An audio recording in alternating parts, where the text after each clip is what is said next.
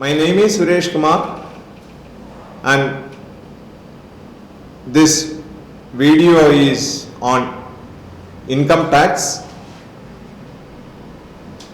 and this is specifically scheduled for the students appearing CA intermediate examination. And this video covers the chapter 1 of income tax, that is preliminary. In this video, we will be considering what is tax and what is income tax, and also we are covering section 1, 2 and 3 of Income Tax Act. This is the dictionary meaning of the term tax. A tax is a compulsory contribution to state revenue levied by the government. It is compulsory. These words are all very important. This is compulsory. Tax is compulsory, and this is the contribution to state government. Contribution to state government is the revenue of government. Contribution to state government means it is the revenue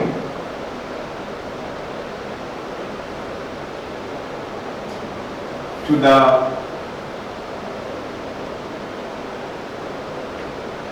government, which is otherwise known as public revenue.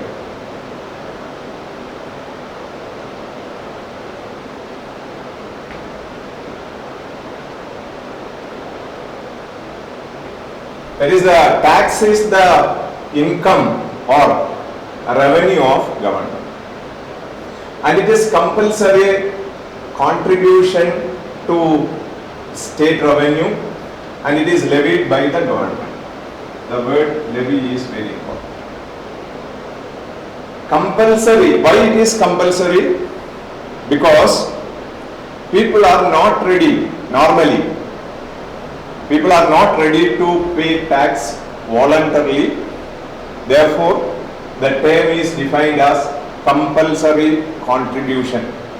Therefore, tax is a compulsory contribution to state government, and it is levied by the government. And it is the revenue to the government which is known as public revenue, and why the government needs money to meet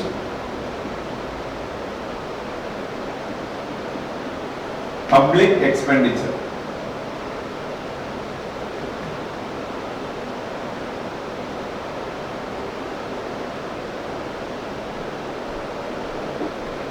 Public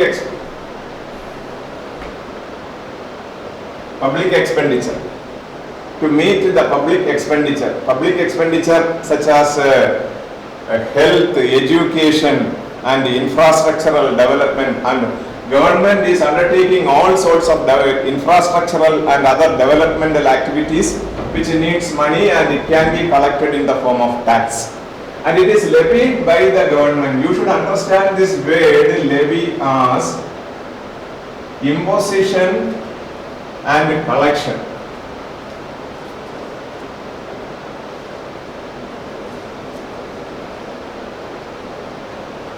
Administration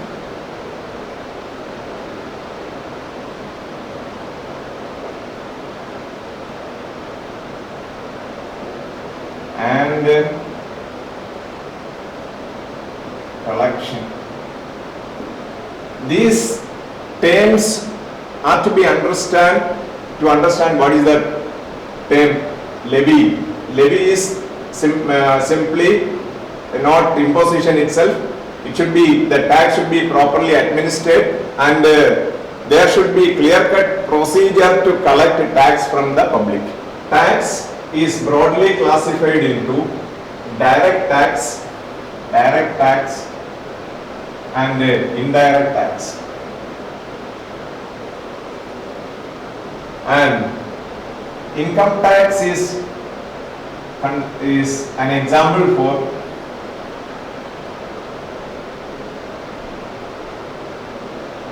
direct tax. This goods and service tax, GST, is an example for indirect tax. Income tax, section 1 of income tax, it gives you what is the name of the act, that is short title, and extent, and it is area in which it is applicable, and the commencement of the income tax.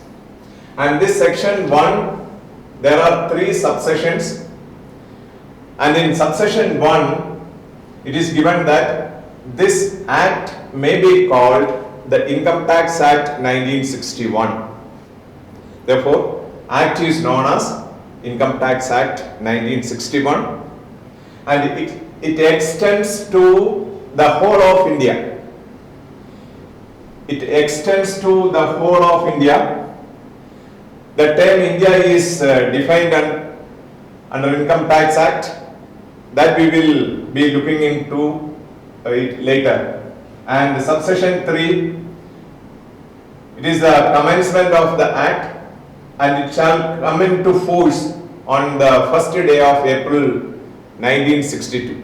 Section 2 of Income Tax Act gives you definitions. Various terms are defined under section 2, and when you are going through some definitions, you should understand the way that term is defined. Some definition, that is you are coming across the word, first one means, that is the definition is begun with that term, it is defined to mean, or there are situations when it is defined to includes, and you will come across both the words means as well as includes. Suppose that term means is there in a definition. For example, when you are studying, the agricultural income is defined to mean, that is when such a term is defined and it is defined to mean, what is understood?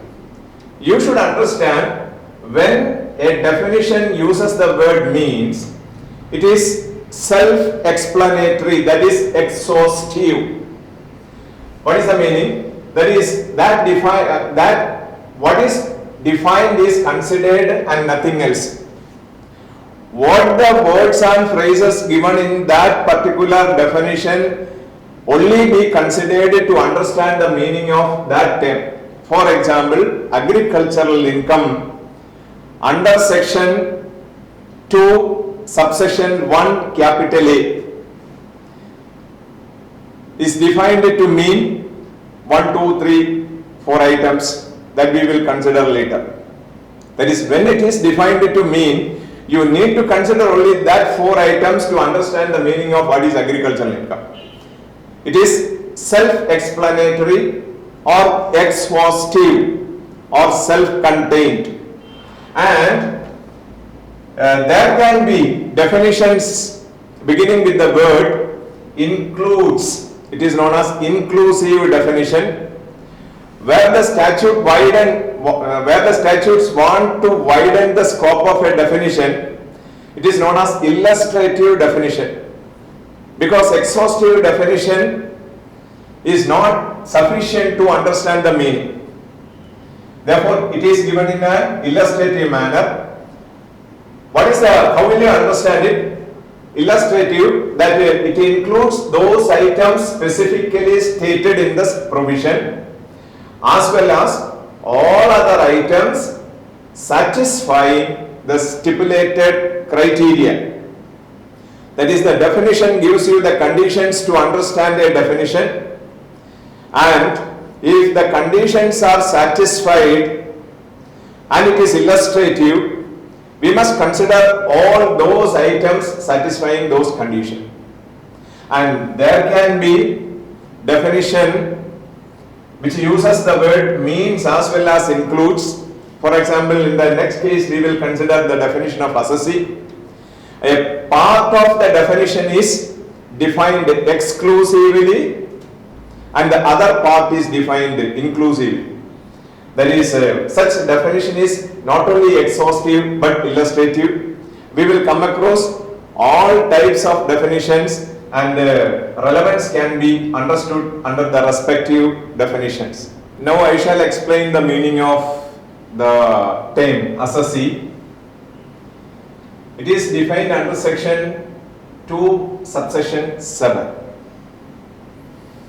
Assessee is defined to mean a person by whom any tax or other sum payable under the Act and includes every person in respect of whom any proceeding has been initiated under the Act for the assessment of his income, loss or refund, or income, loss or refund of any other person in respect of which he is assessable, and includes deemed assessee under the Act and assessee in default. That is, this definition has two parts. As I was telling you, the definition may include mean or include or means and include.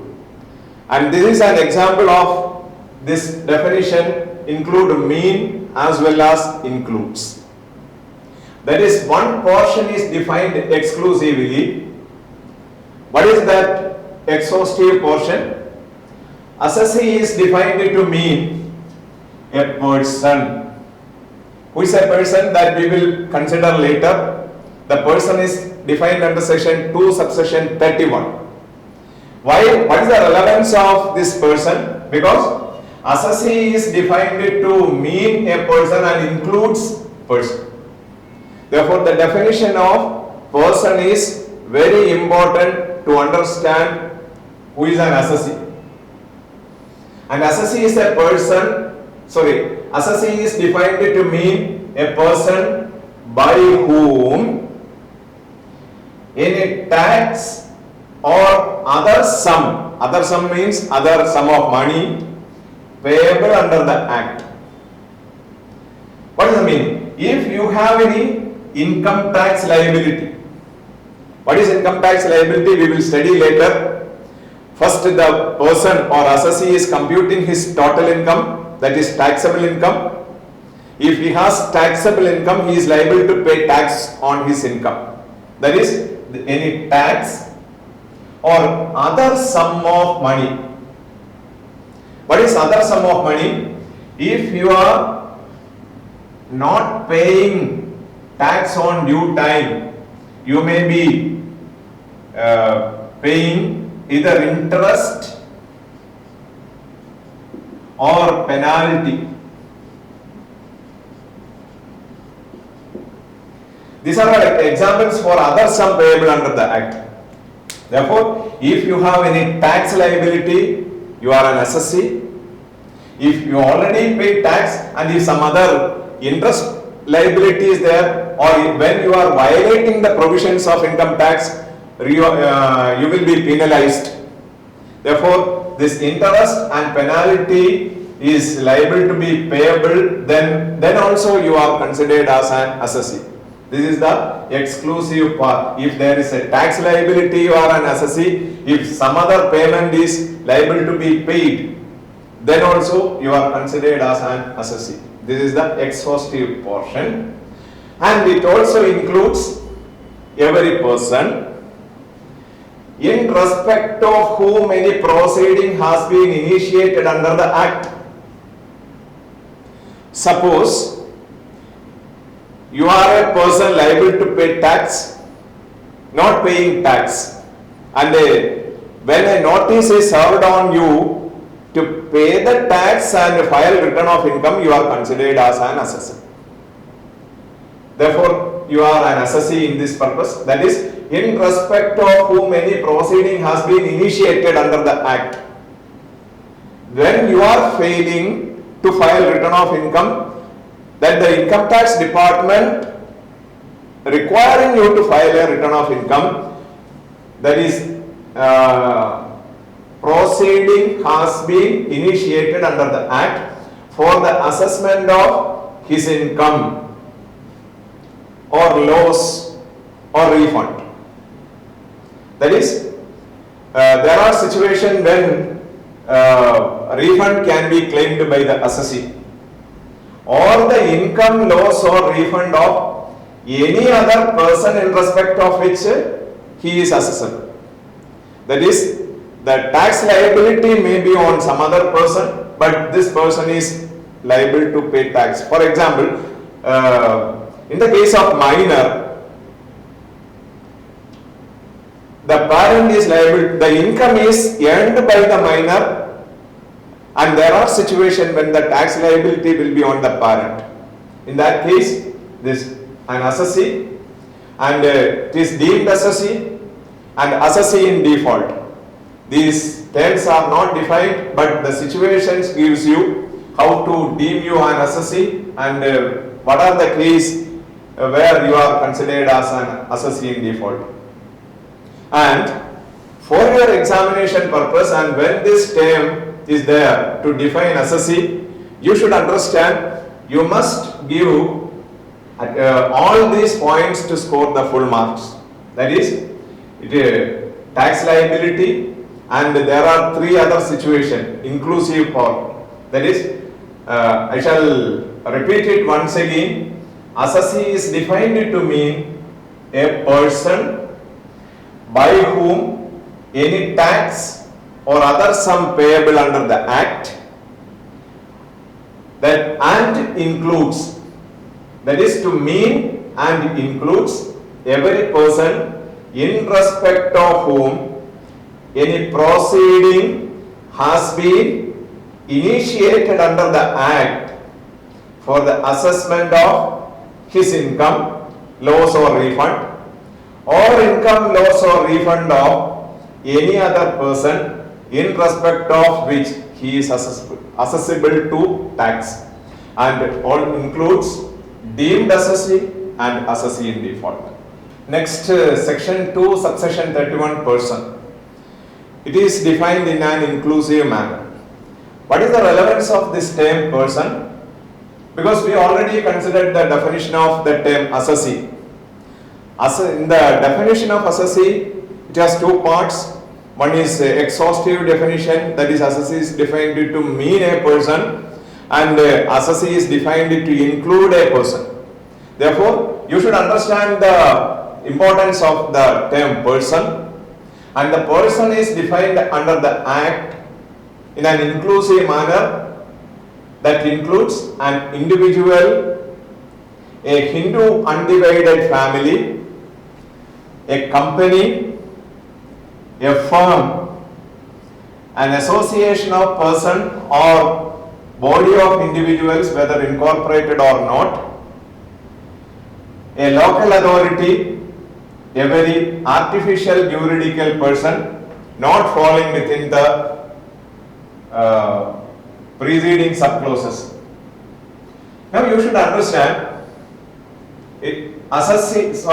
person is defined to include individual, that is a human being, then Hindu undivided family, HUF.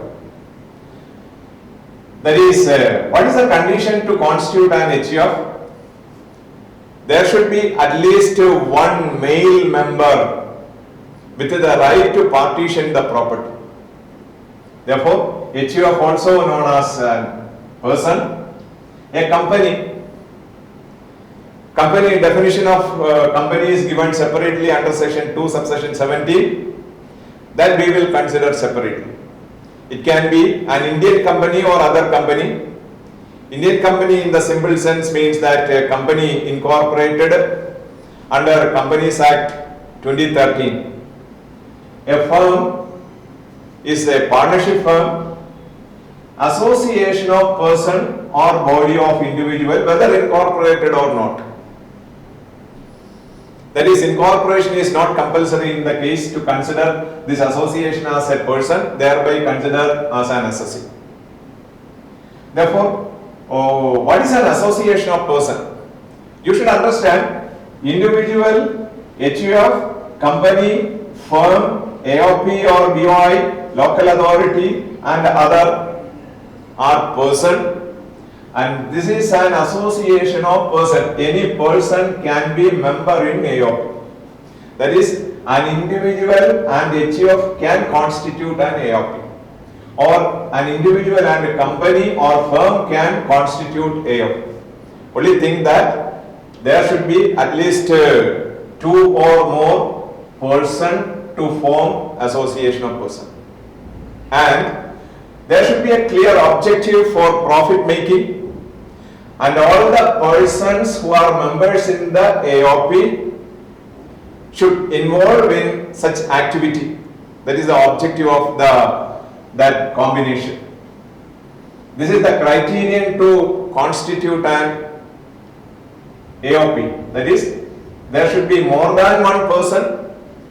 They are joining together for some specific objectives to make profit out of such transactions, and they are all involved in such activity. Then they can constitute an AOP. But this body of individuals, there are only individuals. This is the distinction between AOP and BOI. In the case of AOP, association of person, any person can be a member, whereas in the case of body of individuals, only individuals can be member, and it is an operation of law. That status is given by operation of law. For example, you may consider an individual carrying on a business, dies, leaving his wife and 3 children. Then, if the wife and 3 children are not constituting a partnership, then the statute itself considers them as body of individuals and accordingly taxed. That is, it is by the operation of law. If they are constituting a partnership separately, that firm is the assessee or person. Firm is the person, thereby assessee. And if they are not forming a partnership firm, then automatically it is by the operation of law, operation of statute, they are considered as body of individuals. Therefore, this is an important question for your examination, distinguish between AOP and BOI. And next one, local authority such as municipality, municipal corporation, etc. Then every artificial juridical person, that is, this personality is created artificially by the jurisdiction, by the operation of law. Suppose a Hindu deity is receiving income and it is not falling in any of the 6 category, then it can be considered as a person for the purpose of income tax. That is, now we must consider this term assessee as well as person. Assessee is a person, and person is defined as individual, HUF, etc. Assessee is always persons, but persons are considered as assessee only when the conditions are satisfied. What are the conditions? First, any tax liability should be there, or any other sum liability liable to pay under the income tax, and assessee in default, deemed assessee, etc. Then only a person considered as assessee. But assessee is always defined to include persons. Let's go through the definitions of the previous year and assessment year. What is the importance of this previous year and assessment year? That we will consider under section 4 while we are considering the chargeability of income tax. The previous year is defined under section 2 subsection 34, and section 2 subsection 34 defines it to mean what is defined under section 3. And section 3 gives you the definition of previous year. And section 3 has a definition part and a proviso, that is a special case. What is the definition? Section 3 defines previous year to mean the financial year. Financial year is the year begins on 1st of April and ends with 31st March. It is the financial year immediately preceding the assessment year. Therefore, later we will consider what is the definition of assessment year. You should understand the previous year as the financial year immediately preceding the assessment year. Therefore, there are some connections with the previous year and assessment year. And the previous year is the financial year immediately preceding the assessment year. And a special definition is given as a proviso to this section 3. That is, in the case of business or profession newly set up or a source of income newly coming into existence, previous year shall be the period beginning with the date of setting up of the business or profession, or the date on which the new source of income comes into existence and ends with the said financial year. Therefore, you can consider this portion as the definition of an existing business or profession or other source of income, and this portion is the year for that is a business started in the course of a year. Suppose a business commences on 1st of July.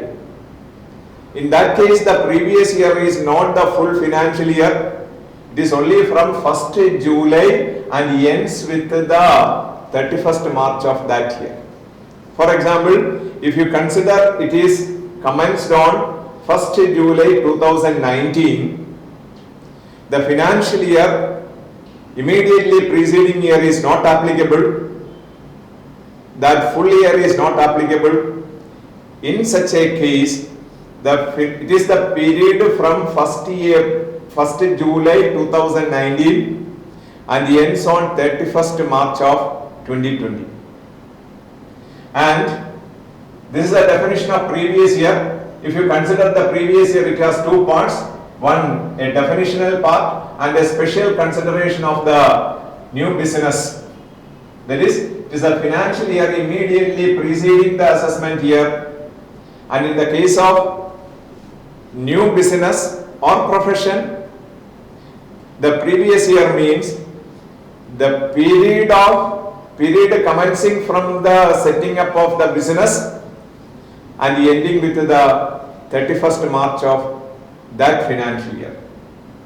And assessment year, it is a period of 12 months commencing on first day of April every year.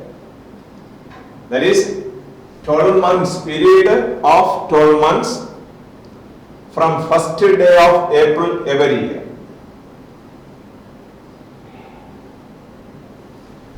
Then, what is the relationship between this previous year and assessment year? Section 4 will give you the reason why it is classified into previous year and assessment year, that we will consider later. But you should understand what is taxable is the total income, and the total income of the previous year is taxable, and you are paying tax and other formalities are completed in the assessment year. Therefore, the income during which it is earned by the assessee is the previous year. That is, what is taxable is the total income, and the total income is computed for the previous year. the total income of the previous year is assessed to tax in the assessment year.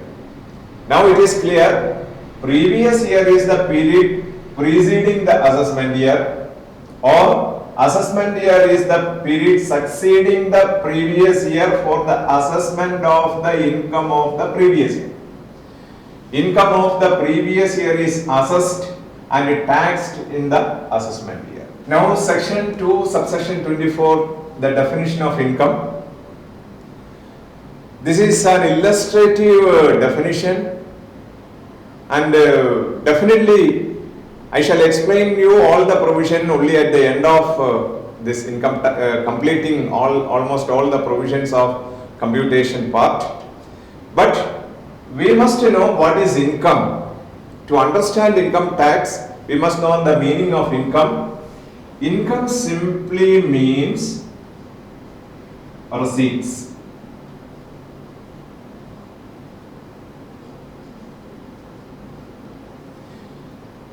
Receipts.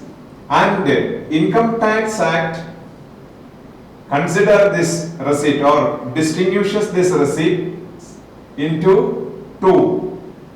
One is capital receipts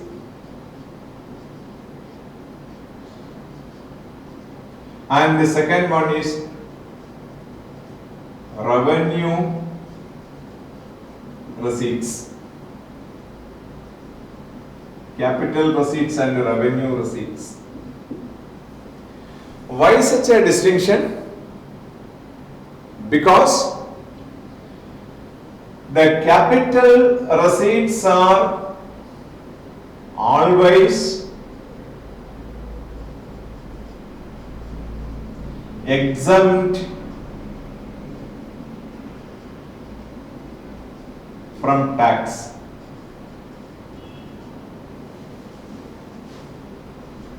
Unless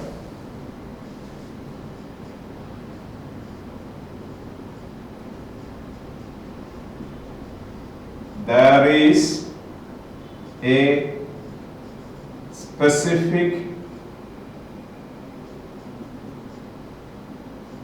taxability provided in the Act, and revenue receipts are always taxable unless there are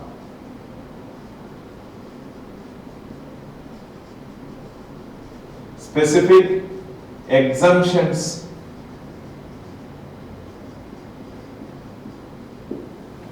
Therefore, it is very important. Distinction between capital or income simply means receipts, and the Income Tax Act distinguish the receipts into capital receipts and revenue receipts. Why such a distinction? Because capital receipts are always exempt from tax unless there is a specific provision for its taxability. Example, tax on capital gains.